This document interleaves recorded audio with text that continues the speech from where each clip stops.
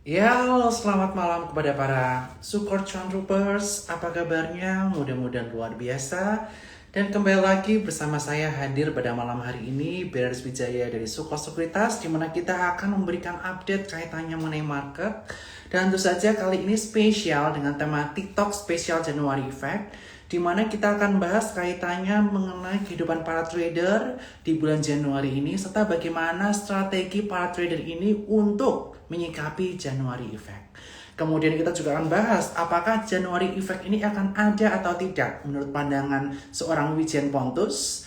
Selain itu kita juga akan bahas kira-kira sektor apa atau saham yang menarik untuk bulan Januari atau sepanjang tahun 2022 ini. Yang mana tidak lain tidak bukan acara hari ini hanya khusus di IG Live Sukor Sekuritas setiap hari Selasa dan Jumat yang akan kami persembahkan hanya untuk para cuan troopers. Dan tentu saja bintang tamunya menarik, so jangan lupa untuk follow Instagram Sukor Sekuritas. Dan tentu saja jangan lupa untuk standby terus di tiap hari Selasa dan Jumat, dan jamnya nanti kita akan beritahukan. Biasanya kalau ada investor saham bahagia kita jam 7 malam, kalau tidak ada jam 8.30 malam. Dan buat teman-teman yang belum buka rekening Sukor Sekuritas untuk menjadi cuan troopers, ikut rekomendasi harian kita. Teman-teman bisa download atau bisa klik link di bawah ini. Saya akan berikan pin message. Nah, ini dia pin message-nya. Dan saya juga ingin menyampaikan kepada teman-teman sekalian bahwa Sukor Sekuritas juga akan melakukan banyak inovasi di tahun 2022 ini. Salah satunya adalah aplikasi baru yang akan kami luncurkan di bulan Maret nanti. Dan seperti apa nanti aplikasinya, jangan lupa stay tune terus di IG @sukorsekuritas dan juga @bernardwijaya17. Dan gak berlama-lama lagi saya akan sampaikan langsung atau saya paparkan langsung bintang tamu pada malam hari ini, yaitu adalah Wijen Pontus yang mana merupakan founder dari Bitrate, dan juga beliau ini merupakan seseorang yang menganut ilmu teknik analisis secara spesifik adalah Elliott Wave. Terus saja kita penasaran nih bagaimana pergerakan saham atau IHSG berdasarkan Elliott Wave. Kita langsung panggil saja pada malam hari ini, yaitu Bitrate yang akan diwakili oleh Mas Wijaya, juga merupakan teman sedaerah saya yaitu di Yogyakarta, di mana kita juga catch up ngobrol-ngobrol soal saham, soal market di penghujung tahun 2021. Ya, halo Mas Wijan, apa kabar? Halo, selamat malam Cuan Troopers dan Mas Bernard. Luar biasa sekali bisa berjumpa lagi di malam hari ini. Terima kasih atas waktunya dan kesempatannya Mas Bernard. Ya, saya juga mengucapkan selamat tahun baru buat Mas Wijen. Selamat tahun baru. Mudah-mudahan tahun 2022 ini kita bisa tetap cuan walaupun market mungkin upsetnya tidak sebanyak tahun 2021 atau 2020 lalu, tapi mudah-mudahan ini bisa menjadi berkat buat teman-teman semua jika teman-teman terus menerapkan 3M plus 1D, yaitu mindset, method, money management, dan betul sekali. Amin. Nah, Mas Wijen, yang Ya. pertama saya menanyakan terlebih dahulu nih kaitannya mengenai outlook market di tahun 2022 ini, di mana kita melihat berbagai sekuritas menargetkan melebihi angka 7.000, bahkan Sukor Sekuritas pun menargetkan di angka 7.400, tetapi di January Effect yang biasanya naik kencang, hari ini sepertinya tertahan di area resisten 6.730 dan cenderung Betul. sideways di awal tahun ini. Kira-kira Betul. bagaimana menurut pandangan Mas Wijen kaitannya mengenai hal ini? Silakan Mas Wijen. Ya. Jadi sebetulnya Mas Bernard ya dan teman-teman Cuan Troopers, posisi IHSG saat ini memang sekarang sedang berada di fase konsolidasi ya.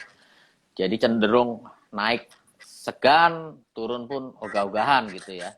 Dan tampaknya memang ada beberapa support yang perlu atau yang menjadi konfirmasi ya terkait arah IHSG. Yang pertama support yang kita perhatikan itu ada di sekitar 6593. Ini support yang cukup penting. Dan kalau sampai IHSG kembali turun lagi ke bawah 6593 Mas Bernard, ini kemungkinan besar arah kita akan sedikit terkoreksi begitu ke sekitar 6400 sampai 6450. Jadi 6593 ini support yang sangat vital dan moga-moga tidak jebol ya. Dan good news-nya adalah kalau misalkan IHSG mampu break ke atas 6754 begitu ya, ke atas 6754, ini IHSG akan confirm berada di wave 5 untuk bullish motif wave ya. Jadi artinya kalau sudah confirm di wave 5 maka IHSG ada peluang untuk naik lagi. Naik lagi target ke berapa? target kita minimal kalau dia break 6754 ada di sekitar 6.900, idealnya di sekitar 7.000 sampai 7.050 untuk target IHSG kalau break 6754. Nah, to be honest kemarin waktu tanggal 8 Januari hari Sabtu ya kita adakan market outlook buat teman-teman Bitrade dan juga trader-trader lewat webinar The Traders Wave by Bitrade gitu ya. Kita adakan rutin setiap bulan, kebetulan kemarin di tanggal 8 Januari kita sudah sampaikan bahwa memang posisi IHSG ini kan posisinya sedang konsolidasi begitu ya Mas Bernard. Dan posisinya untuk skenario terbaik tadi kalau misalkan break 6754 arahnya ke 7.000. Tetapi setelah 7.000 kita harus waspadai ada peluang untuk IHSG itu kembali lagi terseret turun gitu ya. Jadi kalau dia break 6754 ya dia pasti akan kembali menguat lagi begitu, menguat mungkin ke 7.000, tetapi setelah level 7.000 ini ada kemungkinan besar IHSG akan kembali terkoreksi lagi setidaknya ke level 6.150 sampai 6.174 karena di situ ada gap. Kalau teman perhatikan di 6162 sampai 6174 itu ada gap di situ. Itu tanggal 29 sampai 30 September 2021 ada gap di situ. Jadi skenario terbaiknya adalah ke 7.000 dulu baru akan perlahan-lahan terkoreksi turun. Kalau misalkan IHSG jebol 6593 kemungkinan besar IHSG akan kembali terkoreksi ke 6400, 6450 tapi ini akan menjadi support yang cukup kuat. Setelah itu ada potensi buat naik lagi ke 7000 tapi setelah itu akan kembali turun lagi ke 6150-an ya. Oleh karena itu dari kita Mas dari teman-teman Bitrade sebetulnya dari para mentor melihat tahun 2022 ini sebenarnya lebih tough, very tough years dibanding tahun 2021 ya.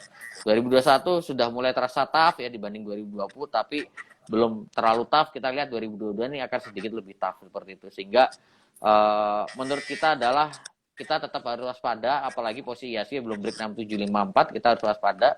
Kalau dia break 6754 memang arah IHSG tampaknya akan ke 7.000 sampai 71 tapi ini sifatnya akan short term seperti itu. Itu kalau dari Elite Wave ya.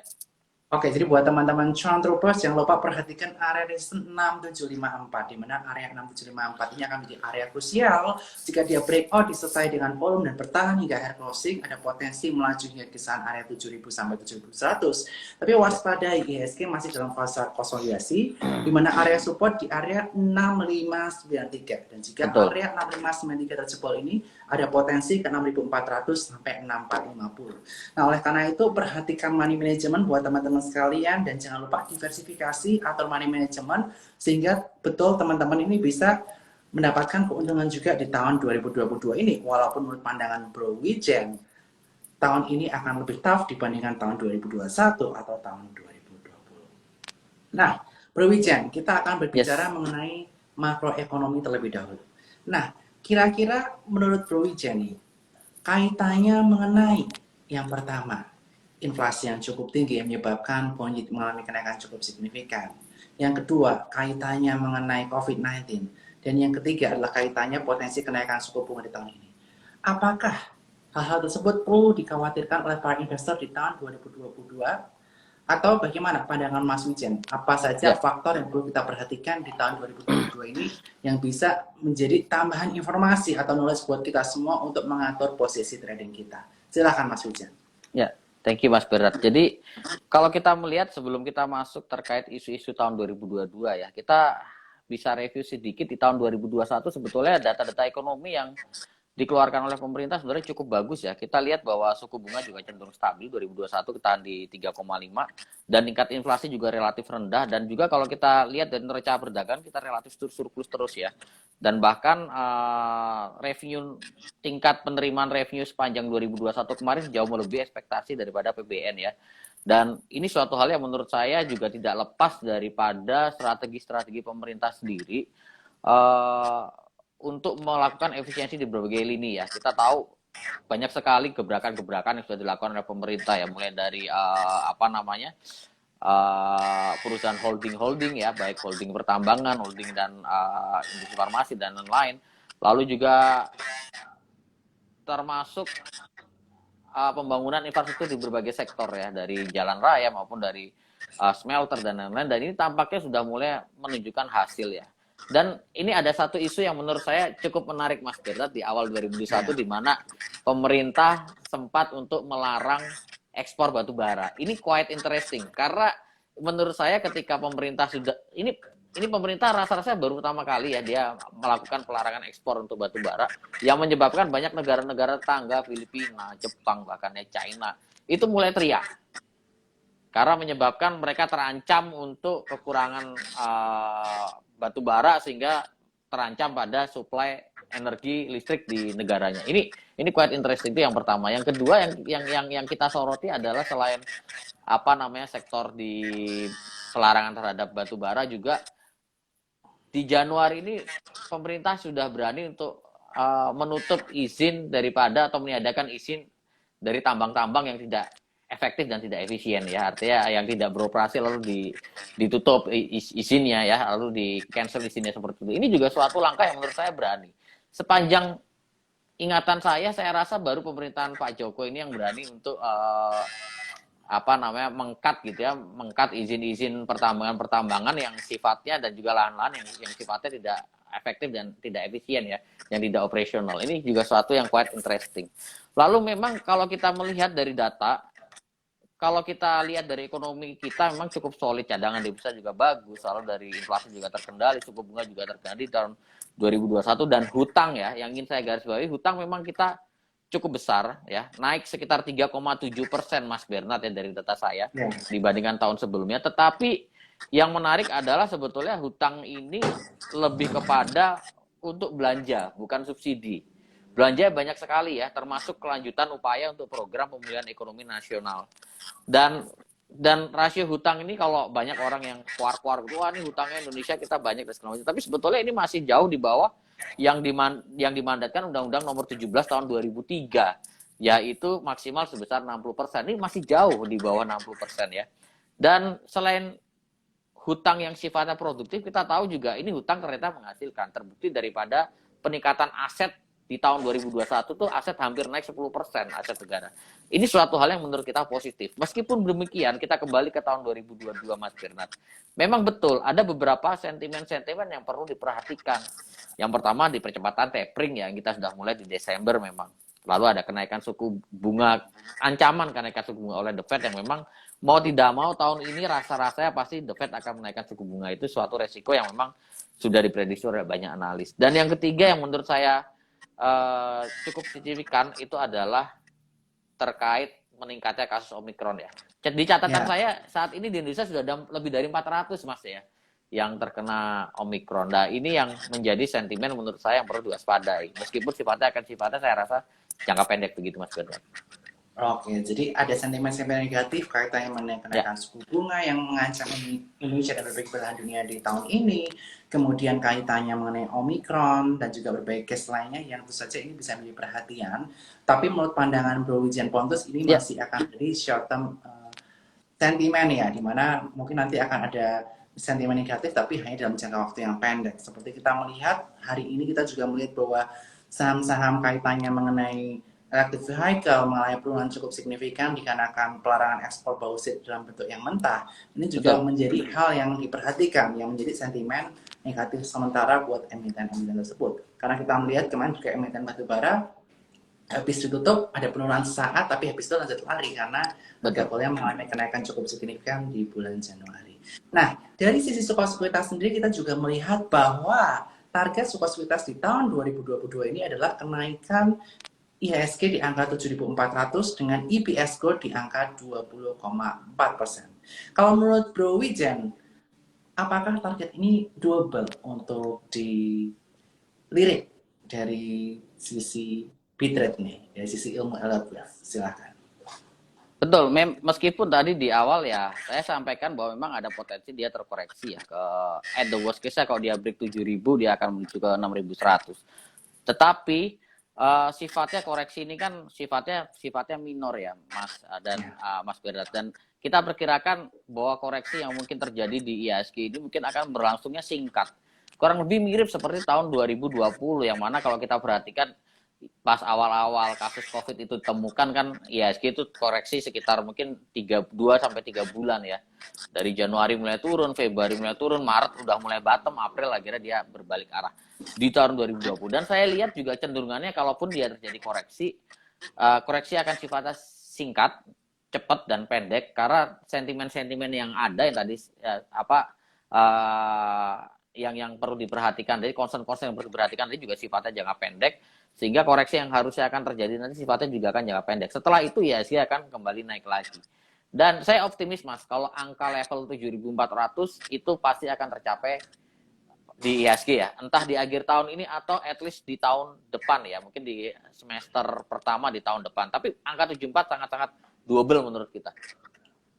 Wow, terima kasih Mas Wijan. Mudah-mudahan hal tercapai dan tentu saja Ya. kita melihat bahwa aksi asing yang terus melakukan net foreign buy di mana hari ini walaupun IHSG terkoreksi, net foreign buy Betul. masih di angka 800 sampai 99 ini merupakan tanda-tanda bahwa ekonomi Indonesia ini menjadi hal yang menarik diperhatikan oleh para investor asing. Betul. Apalagi kita melihat bahwa pertumbuhan EPS di tahun 2022 ini ditargetkan di kisaran area 20 sampai 21%. Sehingga teman-teman yang belum memiliki rekening Sukor Sekuritas, jangan lupa untuk buka rekening Sukor Sekuritas di ifom.sukorsekuritas.com, dan berbagai rekomendasi menarik dan pelatihan menarik akan ada hanya di Telegram grup Sukor Sekuritas, yaitu Sukor Cuan Troopers, dan juga di webinar-webinar bersama dengan Sukor Sekuritas, yang mana kita welcome banget buat para investor pemula juga sampai yang advance.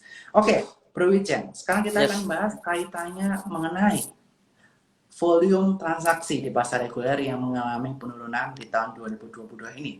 Di mana kita melihat di tahun 2021 rata-rata transaksi harian di angka 13 sampai 14 T. Tetapi saat ini di pasar reguler kisarannya kisaran 10 sampai 12 T transaksi per harinya.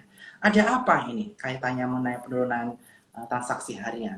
Apakah ini masih kaitannya mengenai tahun baru atau kaitannya mengenai orang-orang yang sudah mulai full time bekerja sehingga mereka tidak memiliki waktu untuk di capital market? Silahkan Bu Wijan. Ya, jadi kalau menurut pendapat kita Mas Bernard, memang penurunan transaksi ini tidak hanya kita rasakan terjadi di Januari ini sebetulnya. Sebetulnya dari menjelang akhir tahun kemarin sudah mulai terjadi penurunan transaksi meskipun tidak terlalu terlihat signifikan.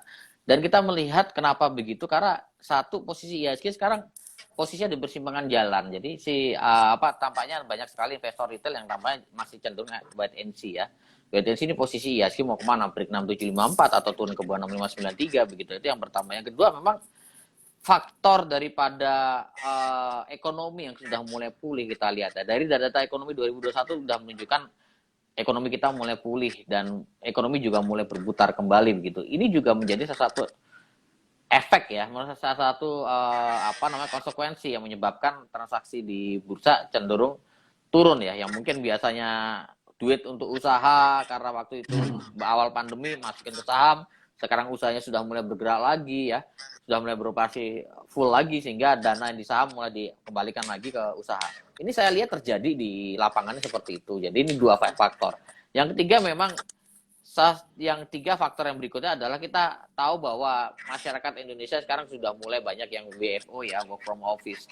Dan ini menjadi salah satu sentimen juga menyebabkan jumlah transaksi di pasar reguler kita cenderung turun ya. Karena kalau kita perhatikan dulu 2020 pas zaman-zaman WFH memang orang-orang pada hype untuk masuk ke market yang trading dari rumah atau yang work from home gitu ya.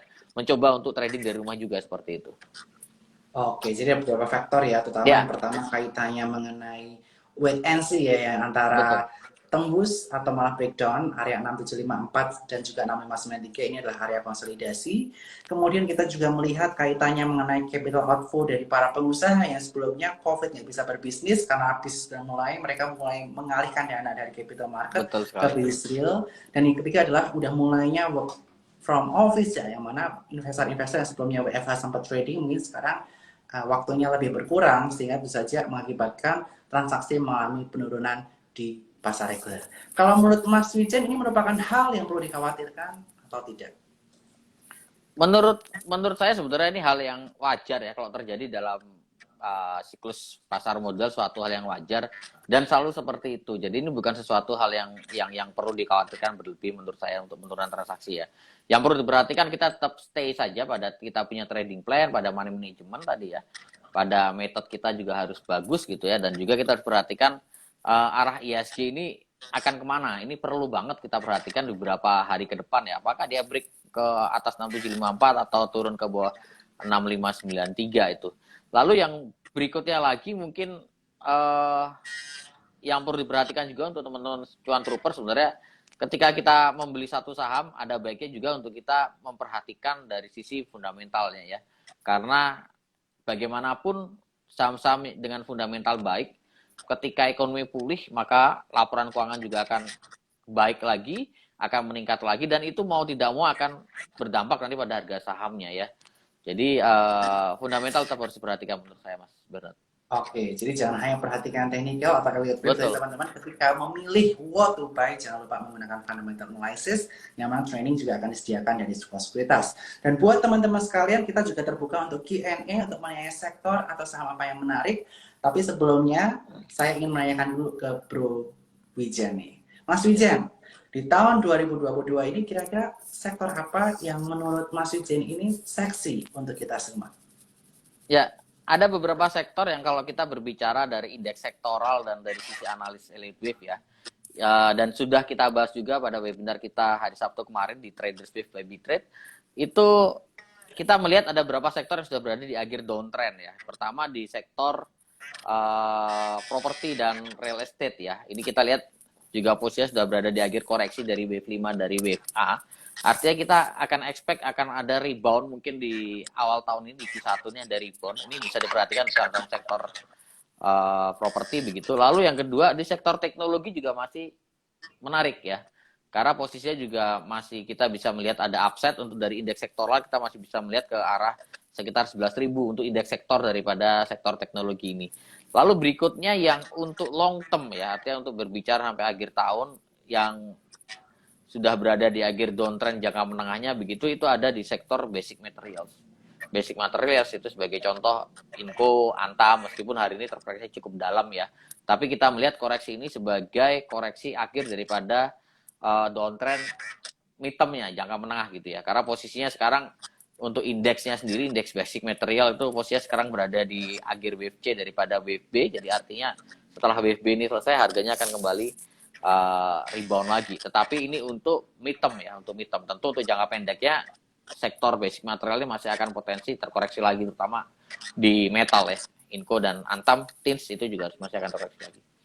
Oke, jadi untuk jangka menengah kita melihat bahwa ada 3 sektor yang menjadi perhatian dari Bro Wijen, yaitu adalah properti yang pertama, yang kedua adalah kaitan teknologi, ini juga masih menarik ya, walaupun suku bunga atau misalnya bond yield mengalami kenaikan, akankah ini masih cukup menarik, Mas Wijen? Memang kalau ketika bond yield memang naik, suku bunga naik, memang pastinya akan berdampak di sektor teknologi ya. Karena oleh karena itu sebetulnya untuk sektor teknologi ini sifatnya reboundnya hanya jangka pendek, Mas Bernard. Karena posisinya lagi di WP. Nah, untuk teknologi di jangka pendek, kalau yang properti dan basic material itu sifatnya di jangka menengah. Oke, jadi jangka pendek teknologi, jangka menengah adalah properti dan juga kaitannya mengenai basic material. Oke, kemudian untuk sektor komoditas, di mana kita melihat bahwa berbagai analis dari berbagai house menuliskan bahwa akan ada potensi komoditi super cycle di tahun 2022 ini. Yang mana kita telah melihat bahwa berbagai komoditas seperti coal, CPO mengalami kenaikan yang cukup signifikan, tapi harganya masih belum begitu mengalami kenaikan.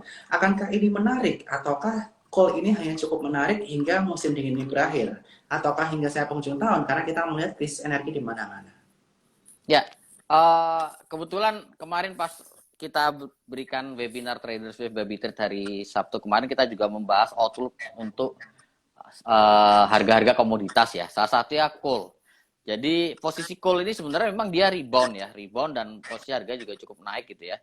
Dari data yang diberikan oleh tim saya untuk proyeksi dari harga Newcastle coal ya, itu kita prediksi reboundnya sifatnya hanya minor, hanya sementara. Artinya penguatannya masih akan terjadi tapi sifatnya hanya jangka pendek begitu ya.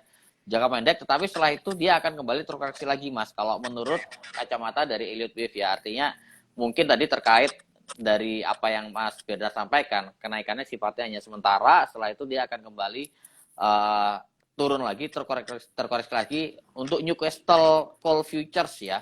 itu kita targetkan dia akan rebound ke sekitar 220 sampai 240 begitu. Setelah itu dia akan kembali lagi terkoreksi ke sekitar 100-120. Nah, ini mungkin untuk cuan troopers kalau mau lihat rekaman The Traders Wave by Bitrate bisa langsung berkunjung ke channel YouTube kita. Kita sudah upload hari ini di Bitrate TC, searching aja di Google Bitrate TC. Di situ kita sudah ada rekaman untuk Market Outlook 2022 dari sisi Elliott Wave di tanggal 8 Januari kemarin. Seperti itu Mas Berat. Oke, di IG Live, di IGTV atau di YouTube ini? Di YouTube Mas, di YouTube di Oke. Bitrate TC. Karena Oke, kita jangan 3 lupa. jam kemarin, 3 jam lebih untuk webinar. Oke, jangan lupa follow Bitrate TC atau subscribe di YouTube dan juga follow Bitrate Electrician di Instagram, di IG, mana teman-teman betul. bisa mendapatkan edukasi juga kaitannya mengenai Elliott Wave. Nah, kemudian tadi kita udah membahas kira-kira sektor apa yang menarik, dan saya ingin menanyakan satu sektor yang belum disebut dari Mas Wijen, itu kaitannya mengenai sektor penggerak indeks, yaitu sektor perbankan, yang mana kita melihat Financial. NPL juga mengalami penurunan dan juga kredit diperkirakan akan meningkat pemberian kredit tahun ini karena kita melihat likuiditas di perbankan juga cukup tinggi. Kira-kira apakah masih cukup menarik untuk sektor perbankan? Kita simak. Apalagi kita melihat BCA udah mencetak kenaikan harga yang cukup signifikan, apalagi net volume buy-nya masuk ke sana terus. Silakan. Betul. Kalau untuk sektor perbankan jangka pendek kita lihat masih akan cenderung naik ya Mas. Meskipun kita harus akui bahwa kenaikan di sektor perbankan ini atau di sektor financials ini kemungkinan besar akan didrive sama saham-saham digital ya, terutama yang cap-nya gede seperti Artos dan lain-lain seperti itu. Kalau kita perhatikan dari sektornya ya, kalau di IDX ini kan ada sektor IDX Financials. Itu target kita untuk jangka pendek sekitar 1610 sampai 1640. Tetapi ini kita melihat sebagai kenaikan yang terakhir untuk tren jangka menengah. Setelah tercapai 1610 sampai 1640, ini menjadi akhir daripada wave 3 begitu ya. Maka sektor financial ini akan terkoreksi. Terkoreksi akan bentuk wave 4 di sekitar 1500. Tetapi karena kita melihat bahwa yang mendrive daripada kenaikan IDX Financials ini sebagian besar akan dipimpin oleh saham-saham bank digital, kemungkinan besar yang akan mendrive nanti terkoreksi turun adalah saham-saham digital juga seperti itu. Karena kita juga perhatikan di beberapa saham digital posisinya sudah berada di akhir uptrend begitu seperti Arto. Arto itu sudah upside-nya juga terbatas. Masih ada upside tapi sudah mulai terbatas seperti itu.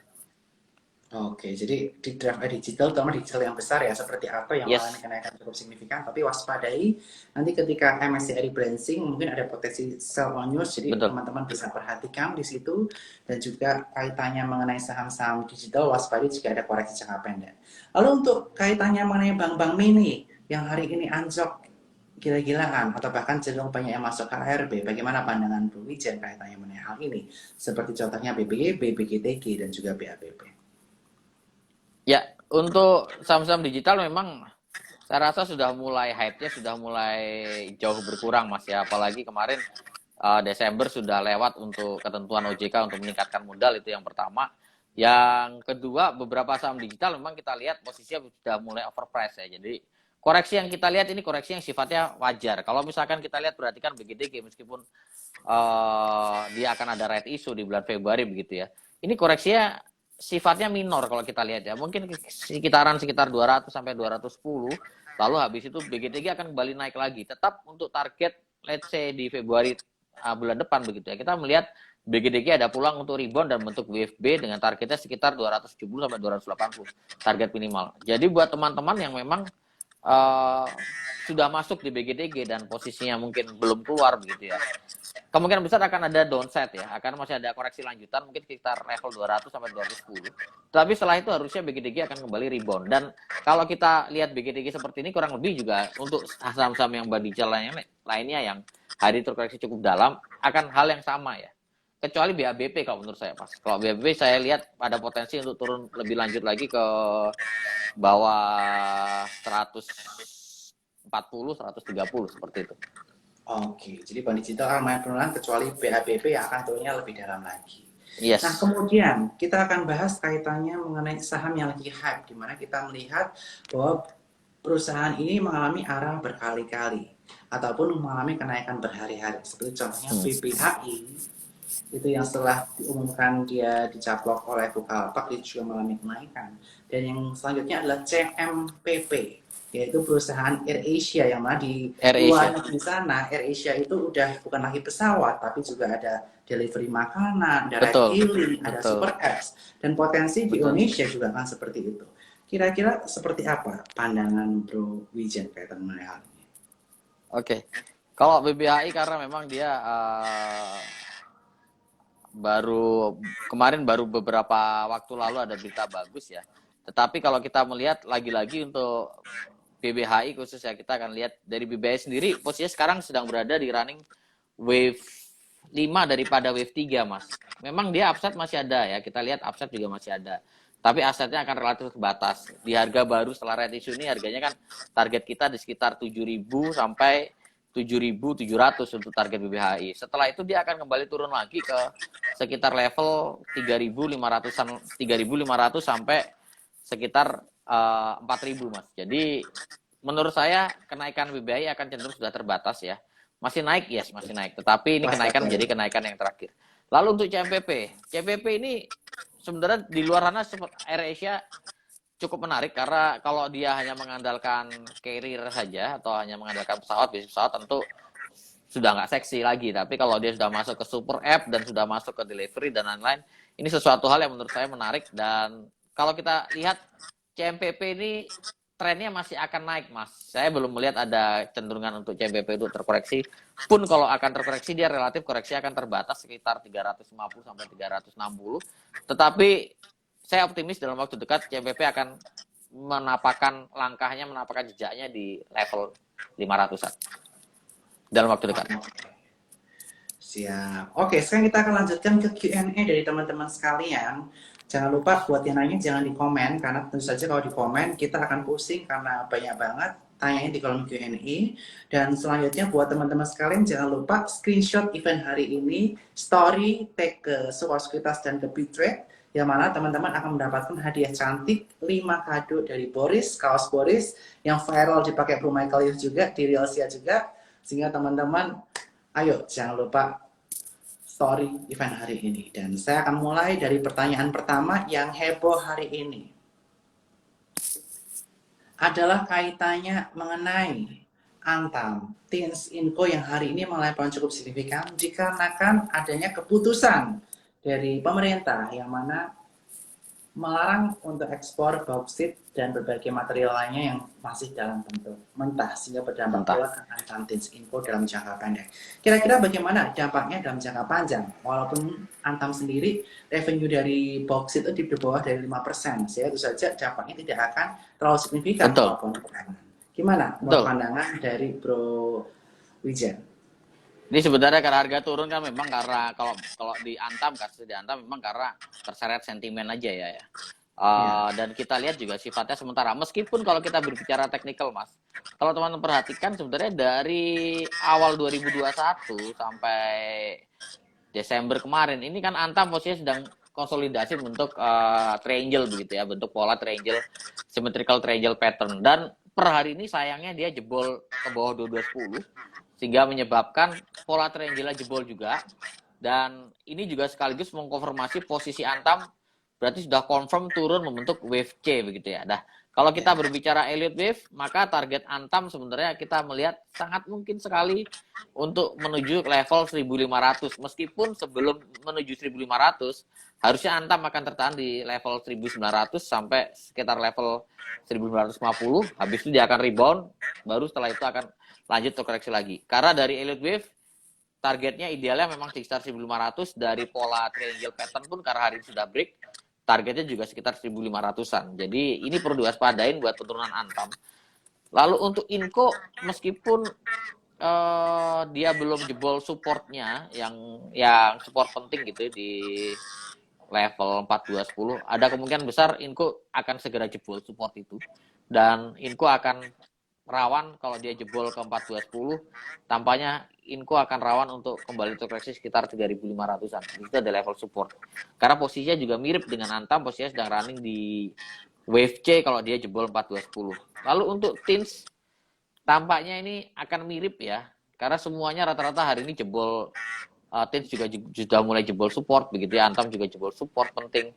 Dan kita melihat kita melihat untuk TIN sendiri ada potensi untuk lanjut lagi terkoreksi untuk menyelesaikan WFC, targetnya di start 1150 sampai di level 1000. Jadi kesimpulannya untuk Antam, Tins dan Inco, kalau ditanya apakah bisa mengalami penurunan lanjutan, saya jawab bisa. Bisa mengalami penurunan lanjutan dan downsetnya juga masih cukup jauh. Oke, jadi perhatikan trading plan teman-teman ya, kalau memang udah saatnya keluar, jangan lupa stop loss. Karena berdasarkan teknikal ada potensi penurunan lebih lanjut, walaupun secara fundamental dari sisi positivitas kita masih menargetkan Antam di area 3000, kemudian TIN di 2350 dan Inco di kisaran area 6000. Jadi ini masih target dari positivitas, tapi nanti kita akan lihat bagaimana performa kuantiti satu dari positivitas. Dan sekali lagi semua di sini disclaimer ya Mas Wijan ya. Semua betul. Disclaimer, keputusan investasi dengan teman-teman, kita hanya memberikan insight dan kita akan selalu mengingatkan 3M+1D, mindset, method money management, dan kedisiplinan. Nah, salah satu kedisiplinan adalah pembatasan risiko yang mana kita memperlakukan namanya stop loss. Oke, selanjutnya kita akan bahas kaitannya mengenai saham-saham grup MNC seperti IPTV, kemudian BAPP, BHIT, dan saham-saham lainnya yang terus mengalami kenaikan signifikan atau penurunan signifikan. Selain tentu saja MTIN yang malah mengalami kenaikan cukup signifikan. Kira-kira bagaimana pandangan pembicaraan terkait saham-saham tersebut? Silakan. Ya, kita mulai dari IPTV dulu yang sudah mengalami auto reject berhari-hari, Mas ya. Ini saya rasa suatu hal yang fenomena yang sangat luar biasa sekali, dan juga saya juga agak heran juga kenapa IPTV yang sudah ARB berhari-hari nggak kena suspend juga ya, nggak kena suspend dan nggak masuk ke UMA. Dan tetapi kalau kita lihat ada good newsnya, di mana hari ini mulai ada volume dan mulai ada buying pressure gitu, sehingga tadi pagi IPTV sempat ke 114 walaupun ditutup di 105 lagi. Artinya apa? Artinya memang downset masih akan ada, Mas Bernard, akan masih ada, kemungkinan besar akan ke bawah 100 lagi, mungkin akan auto reject satu kali lagi gitu ya. Tetapi penurunannya akan sudah semakin terbatas dibandingkan hari-hari sebelumnya. Sehingga kita perlu pantau IPTV ini buat yang belum masuk selama beberapa hari ke depan. Jika IPTV sudah naik melebihi puncak daripada hari sebelumnya, ini saya rasa IPTV ada peluang untuk kembali berbalik arah dengan target terdekat di 140. Tapi dengan catatan harus ditunggu confirm dulu IPTV naik ke atas highest daripada hari sebelumnya ya, hari perdagangan sebelumnya. Baru dia confirm menuju kita 140 ya. Untuk IPTV seperti itu. Lalu untuk BABP, ini BABP yang amat sangat disayangkan sebetulnya, karena posisinya sebenarnya kalau kita lihat secara besarnya sudah sempat di akhir downtrend, dan juga secara besarnya sempat tertahan di support kuat ya. Support kuatnya BABP di sekitar level 180 itu ada support kuatnya, tapi ternyata jebol juga. Dan karena jebol 180 jebol, kemungkinannya arah BABP ada peluang ke sekitar 130 sampai 140 ya. Tetapi untuk secara big picture-nya, besarnya untuk BABP ini juga sudah berada di akhir downtrend besarnya, tetapi belum confirm selesai downtrendnya. Dia baru akan confirm kalau selesai downtrend kalau dia bisa kembali lagi naik ke atas 190. Di atas 190 baru dia confirm, oh ini downtrend selesai, BABP akan kembali uptrend menuju ke atas level 250. Dengan catatan dia harus break 190 dulu. Seperti itu untuk BABP, Mas Bernard. Oke. Kemudian kita akan bahas pertanyaan lainnya. Ini tadi Mas Wijan ini bahas saham properti ini, tapi kita melihat saham properti ini downtrend terus ya belakangan ini kecenderungannya dan sangat. Kira-kira gimana pandangannya, terutama SMRA, CTRA, BSDE yang majority memiliki land house, yang mana land house ini menjadi pilihan yang menarik jika komoditi super cycle biasanya diikuti oleh properti boom, karena banyak orang yang memiliki cash, mereka pada beli properti itu. Tapi malah saham properti belum kemana-mana. Gimana pandangannya terhadap saham gitu? Ya, memang betul. Tadi seperti yang saya sampaikan Mas Bernard di awal tadi, bahwa dari indeks sektor properti sendiri posisinya sudah berada di akhir downtrend kalau kita melihat dari sisi relatifnya. Dan ini juga tercermin di saham-saham properti sebagian besar yang memang posisinya memang dia terkoreksi betul. Dia terkoreksi, dan terkoreksi ini sebenarnya adalah koreksi yang menurut kita koreksi yang masih wajar, karena dia belum membentuk new low ya. Sebagai contoh Sumarekon ada low terdekat itu di bulan Agustus tahun lalu 2021 di sekitar level 730 dan posisi SMRA kan masih berada di atas 730 ya, masih di level 755 ya. Jadi saya lihat koreksinya ini sifatnya sudah berada di akhir koreksi jangka menengah untuk di saham-saham properti. Untuk Sumarekon sendiri kita lihat support kuat di sekitar level 730. Selama dia tidak break 730 ini saya rasa bisa untuk dilirik untuk mulai diakumulasi beli. Target terdekat untuk Sumarekon saya lihat masih ada sekitar 850 itu target terdekatnya. Ideal mungkin bisa sekitar level 900 sampai 910. Lalu untuk CTRA juga sama Mas Bernard, kalau kita perhatikan CTRA ini kan koreksinya kita lihat koreksinya masih wajar. Dari kenaikan di bulan Agustus sampai puncaknya kemarin di bulan November, habis itu terkoreksi, dia ini koreksinya kan masih kurang lebih sekitar 61,8%, lebih dikit lah.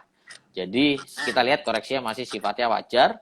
Dan CTRA ini juga menarik untuk diakumulasi, tetapi dengan catatan dia mendekati di harga 900-an ya.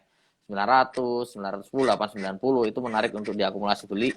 Untuk target terdekat kita ngelihat CTRA harusnya masih bisa lah kalau dia naik ke level 1000. Target pertama, target keduanya di sekitar 1050 sampai 1060 untuk CTRA. Yang terakhir Mas Bernard, BSDE, S-Request.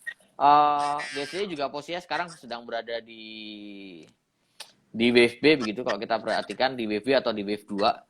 Dan ini artinya apa? Artinya koreksi daripada BSD ini juga sudah hampir selesai. Selama BSD tidak turun ke bawah 885, ini saya rasa BSD trennya juga masih akan cenderung naik gitu ya. Untuk jangka pendek mungkin bisa dicermatin di area-area di harga 1000-an. Ini saya lihat area support yang kuat. Pun kalau dia turun di bawah 1000, kemungkinan besar dia akan tertahan di sekitar 950-970. Jadi relatif sudah terbatas. Untuk targetnya terdekat BSD kita masih optimis masih bisa di 1100 target terdekat minimal. Idealnya di sekitar 1150 sampai 1170 untuk BSD Mas Benar. Oke, jadi itu untuk saham SMRA, CTRA, dan BSDE memang jangka pendek mungkin ada potensi koreksi, tapi sudah merupakan akhir dari masa Akhir koreksinya. koreksi, betul sekali. Betul. Dan dari suku sekuritas pun menargetkan cukup optimis ya di sektor properti, merupakan satu topik dari suku sekuritas, di mana SMRA ditarget di area 1200, BSDE di area 1400, dan juga kaitannya main CTRA di harga 1300. Dan buat teman-teman sekalian, jangan lupa screenshot acara hari ini, story, tag ke suku sekuritas dan Big Trade, dan tentu saja teman-teman akan mendapatkan hadiah menarik dari suku sekuritas berupa 5 biji kaos Boris yang mana teman-teman bisa dapatkan jika men-story event hari ini. Dan kita akan lanjutkan pertanyaan lainnya. Ini banyak yang nanya soal saham-saham kaitannya mengenai komoditas maupun gas-gasan ya sepertinya. Dimana kita melihat untuk energi gas bagaimana pandangannya. Seperti contohnya Pegas dan juga salah satu saham gas lainnya yang mungkin banyak orang belum tahu yaitu Raja. Bagaimana Pegas dan juga Raja. Raja ini dimiliki oleh suami dari Ketua DPR gitu ya, yaitu Mas Happy. Coba silakan. Ya, untuk Pegas sekarang posisinya sedang berada di akhir wave 5 dari wave A. Kalau ditanya masih bisa turun, kemungkinan besar yes, masih bisa. Tapi relatif terbatas, mungkin level supportnya di sekitar 1250, support pertama. Support kedua si 1220, tetapi setelah dia mencapai level-level support ini, kemungkinan besar dia akan rebound untuk Pegas. Kita masih optimis untuk jangka pendek Pegas masih bisa naik ke atas 1380, target pertama 1380 400. Idealnya di sekitar 1480 sampai 1500 untuk Pegas. Jadi Pegas kita masih rekomendasi untuk buy on weakness Mas Bernard, terutama kalau misalkan Pegas turun ke 1250 atau di bawah itu. Kita masih sangat rekomendasi untuk buy on weakness. Dengan target 1280 sampai 1400 dan nextnya 1480 sampai 1500. Lalu untuk Raja bagaimana? Nah, Raja ini juga menarik karena posisinya Raja sudah berada di awal uptrend. Little bit difference dengan Pegas Mas Bernard ya. Kalau Pegas tadi kan berada di akhir downtrend. Ini kalau si Raja ini sudah berada di awal uptrend. Nah, teman-teman ada baiknya tunggu ketika Raja break resisten di 196 nih. Ya, kalau dia break 196 ya, belum break ya hari ini. Kalau dia break 196 nih harusnya Raja confirm running di wave 3. Wave 3 di pola bullish wave ya. Artinya kalau sudah bullish wave berarti artinya dia confirm berada di uptrend gitu ya. Uptrend targetnya terdekat kita lihat target terdekat buat one day trade mungkin di sekitar 202 target terdekat, lalu target terdekat kedua ada sekitar di 214 untuk Raja. Raja menarik, terutama kalau dia bisa break resistennya tadi ya. Oke, jadi Pegas di akhir downtrend dan Raja akan mulai uptrendnya jika dia break di angka 1. Nah, dan Q&A semua hanya di kolom Q&A ya, yang untuk di kaitannya mengenai pertanyaan di Q&A, karena kalau di sini kita tidak akan istilahnya mampu membaca karena ketimpa-timpa terus. Oke, pertanyaan selanjutnya dari Q&A adalah kaitannya mengenai saham-saham konstruksi. Terutama ini dia nanya juga, UAS kita beres trade issue di harga 620 dan sekarang harganya di kisaran area 625 di dekat harga red issue. Gimana kira-kira saham konstruksi dan juga terutama UAS kita yang kita highlight ya udah turun cukup signifikan dari puncaknya sempat di area 2500 tapi sekarang tinggal sisa di area 620. Silakan. Kalau kita melihat memang UAS kita sampai tertahan terus ya, ditahan terus di sekitar level 615 sampai 625. Dan sampai kapan? Saya lihat sampai selesai betul-betul selesai red issue-nya ya. Dan kalau teman-teman bisa perhatikan setiap hari itu UAS kita di offer itu selalu ada offer tebel-tebel tuh. Terakhir kali sempat 1 juta lot ya. Nah teman-teman perhatiin aja untuk di UAS kita ini enak justru. Karena begitu dia break resisten, ini kemungkinan besar UAS kita akan terbang nih. Jadi teman-teman bisa perhatikan untuk resistennya UAS kita dipantau jangan sampai miss begitu ya. Di level 635. Jadi kalau sampai dia 635 break, volume besar, agresif, ini kemungkinan besar UAS kita sudah selesai untuk downtrend jangka menengahnya dan dia akan memulai untuk uptrend jangka menengah. Tapi harusnya baru akan break setelah proses red issue selesai. Untuk UAS kita itu. Lalu untuk saham-saham sektor konstruksi yang lainnya gimana? Untuk sektor konstruksi yang lainnya kita ngelihat posisinya ini koreksi wajar kok. Kita lihat koreksi wajar. Apalagi kalau kita perhatikan saham-saham konstruksi dari tanggal 20 Desember ya sampai kemarin tanggal 10 Januari begitu. Ini posisinya kenaikannya sudah bentuk awal daripada uptrend, daripada wave 1 pada pola bullish ya. Artinya sudah mulai masuk uptrend nih. Jadi kalau di hari ini terkoreksi, ini kita lihat koreksi ya masih wajar lah. Kalau kayak Wika sebagai contoh, Wika kita lihat koreksinya kemungkinan besar akan tertahan di sekitar level 1100 sampai 1080. Ini akhir daripada wave 2-nya. Setelah itu gimana Pak? Setelah itu harusnya Wika akan kembali naik lagi, targetnya kita lihat di 1250 terdekat. Idealnya di sekitar 1350 untuk Wika. Lalu untuk PTPP. PTPP juga sama. Kita lihat koreksi ini koreksi ya, koreksi wajar. Ya, selama PTP masih berada di atas level 950, kita lihat koreksi masih wajar. Kemungkinan besar akan tes support di level sebentar ya. Di level sekitar 980 ya, kita lihat ada support di sekitar 980. Jadi 980 sampai 970 ini area support PTPP. Tetapi ini adalah akhir dari koreksi juga ya. Kalau Wika sudah di awal uptrend, kalau PTPP ini kemungkinan besar baru berada di akhir downtrend ya, di akhir downtrend. Kemungkinan besar dia akan tes 970, 980. Kalau break itu arahnya ke 950-an, tetapi setelah itu PTPP akan lanjut naik lagi. Target terdekat untuk PTPP kita masih lihat optimis di 1100 terdekatnya. Yang kedua di sekitar 1200 sampai 1250 untuk PTPP.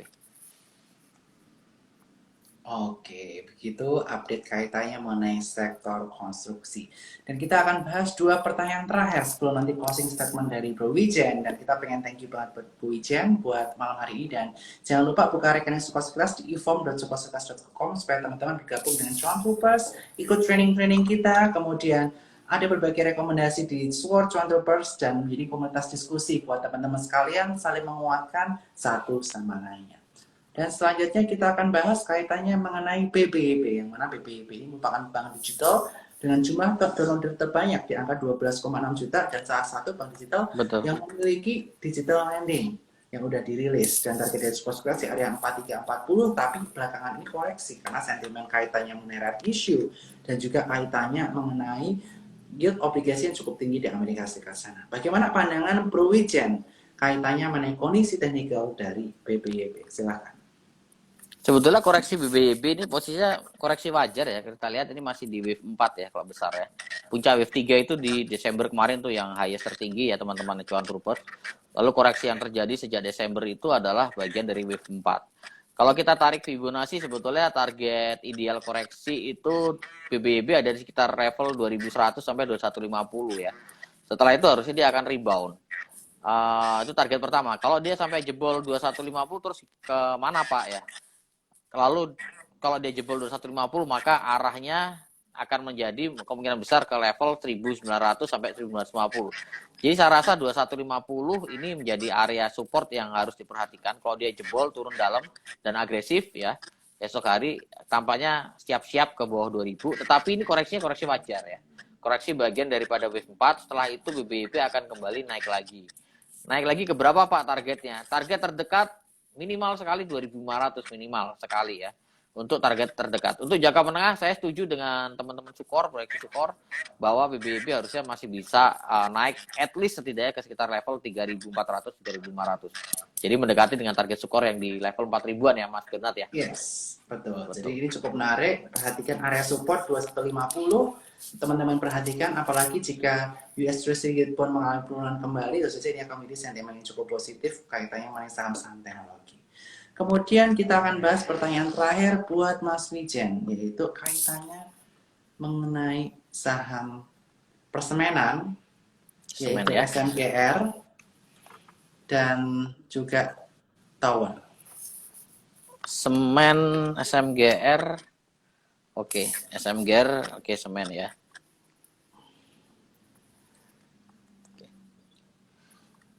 Di SMGR hari ini jebol sayangnya jebol support kuatnya di sekitar level 7100 dan dia jebol agresif turun ke bawah begitu ya. Ini karena dia jebol support kuat, posisinya dia harusnya akan masih menguji support berikutnya lagi di sekitar 6.566. Tetapi good newsnya sebetulnya kalau teman-teman bisa perhatikan dari kenaikan SMGR dari bulan Maret 2020 ya sampai puncaknya di bulan Desember 2020 itu sebetulnya adalah bagian daripada wave A besar gitu ya. Artinya kalau wave A besar setelah Desember 2020 sampai sekarang koreksi itu bagian dari wave B besar. Artinya kalau ini bagian dari wave B besar, setelah B-nya ini selesai, maka SMGR untuk midterm dia akan kembali lagi ke atas puncaknya daripada wave A. Yang mana puncaknya ada sekitar di 13.000. Jadi harusnya untuk midterm arahnya besarnya ke atas 13.000. Meskipun demikian, meskipun besarnya ke arah 13.000, karena posisinya sekarang masih berada di akhir downtrend daripada wave B besarnya, kemungkinan besar SMGR masih akan terkoreksi lagi, tetapi limited dan terbatas di sekitar level 6.500 sampai 66 ya. Setelah itu ada potensi buat rebound. Target terdekat berapa Pak? Kalau jauh-jauh kita tahu 13.000 jauhnya, tapi untuk terdekat kita taruh di 7,5 dulu, lalu yang target kedua di sekitar 8.000 untuk target terdekatnya. Untuk SMGR seperti itu Mas Bernard. Oke, lalu bagaimana dengan TOWR? Oke,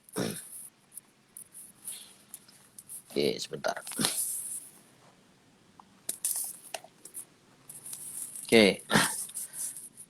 TWR posisinya kita lihat 1, 2, 3, 4, 5. Oke. Jadi posisinya sedang berada di akhir wave 5 dari wave C juga. Ini dia akan menguji support di sekitar level 1040 Mas Bernard ya. Selama dia tidak jebol 1040 dan bisa bertahan kuat di situ, harusnya tower akan naik meskipun limited terbatas ke level 1110 target pertama. Kalau itu break 1110 maka arahnya ke sekitar 1150 ya. Dengan catatan dia tidak jebol di bawah 1040. Kalau dia jebol di bawah 1040, teman-teman harus waspada karena arah dari tower kalau jebol 1040 arahnya balik lagi ke sekitar level 950-an. Jadi 1040 menjadi support yang perlu teman-teman perhatikan. Oke, dan buat teman-teman semua tadi saham-sahamnya majority udah ditanyain, jadi jangan lupa nanti IGTV akan disimpan di IG Sukor Sekuritas. Jangan lupa follow IG Sukor Sekuritas, dan juga untuk event-event menarik jangan lupa ke Elite Wave, Bitrate, teman-teman jangan lupa follow juga nih partnernya Sukor hari ini.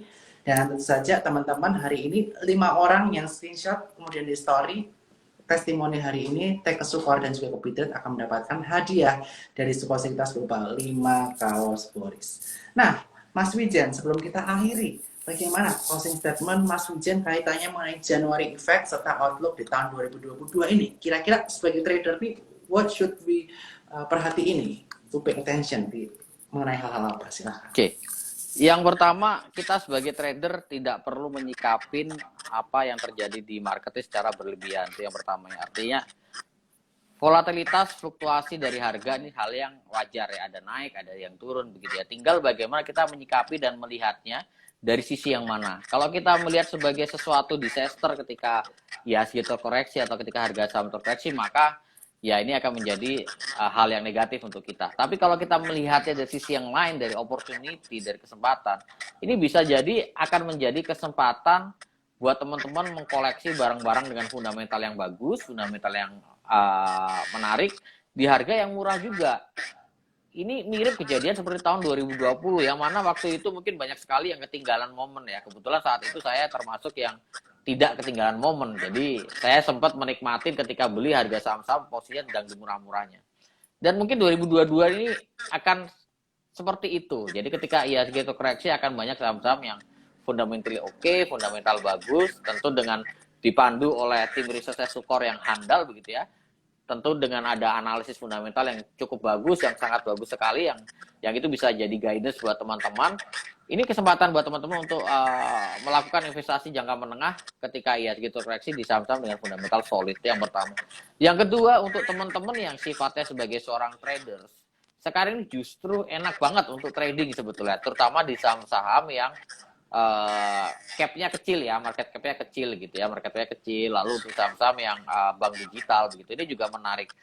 Yang perlu diperhatikan untuk teman-teman yang memang suka trading gitu ya, yang perlu diperhatikan ya kita tetap harus disiplin sama trading plan kita punya ya, trading plan kita punya, lalu dengan metodenya ya, jangan kita selalu ikut-ikutan rekomendasi orang begitu ya. Artinya kita juga harus punya dasar alasan untuk kita melakukan pembelian atau melakukan penjualan terhadap suatu saham. Harus ada reasons-nya, harus ada metodenya seperti yang Mas Bernard sampaikan tadi. Yang ketiga adalah yang perlu kita waspadai sebenarnya tahun 2022 ini adalah tadi support dari IHSG di 6593. Selama IHSG tidak break 6593 should be good, saya rasa kita bisa manfaatkan ranging-nya ini atau sideways ini untuk trading begitu.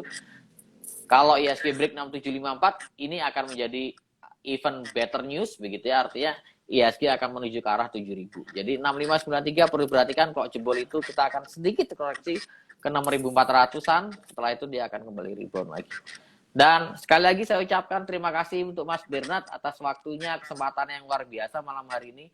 Kita bisa live bersama lagi ya, setelah setahun nih Mas kita nggak live bareng ya. Nggak nyampe setahun kali. Iya. Terima kasih sekali atas waktunya.